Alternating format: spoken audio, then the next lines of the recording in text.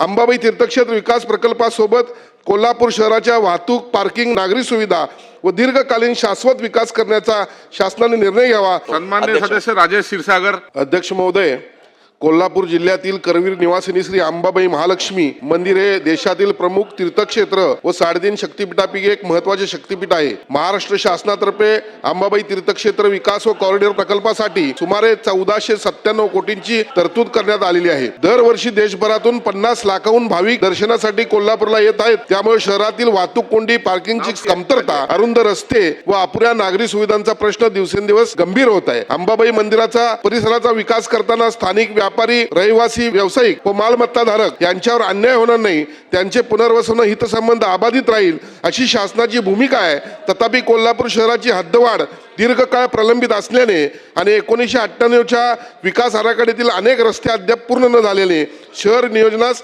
अडथळे निर्माण होत आहेत। अंबाबाई तीर्थक्षेत्र कॉरिडॉर प्रकल्पासोबतच वाहतूक व्यवस्थापन, बहुमजली parking, ring road, sky walk, पादचारी सुविधा, ई वाहतूक व्यवस्था व शहराच्या दीर्घकालीन विकासाचा समन्वित आराखडा तयार करण्याची आवश्यकता व्यक्त होत आहे। अंबाबाई मंदिर ते शिवाजी स्टेडियम दरम्यान भूमिगत मार्ग उभारण्याचा प्रस्तावित 30 मीटर संपादन क्षेत्राचा पुनर्विचार होऊन कमीत कमी संपादनाद्वारे नागरिकांची घरे व दुकाने बाधित होणार नाहीत याची काळजी घेण्याचा, तसेच बाह्य मार्गाने वाहतुकीचे नियोजन केल्यास मोठ्या प्रमाणात निधीची बचत होऊन इतर विकास कामांसाठी तो निधी वापरणे शक्य होईल अशी स्थानिक नागरिक व तज्ञांकडून सूचना करण्यात येत आहेत। शाहू मिल परिसरातील 5 एकर जागेवर मोठ्या प्रमाणात पार्किंग हब विकसित करून येथून ईव्ही शटलद्वारे भाविकांना मंदिर परिसरात नेण्याची व्यवस्था केल्यास शहरातील वाहतूक कोंडी मोठ्या प्रमाणात कमी होऊ शकते असे मत व्यक्त होत आहे।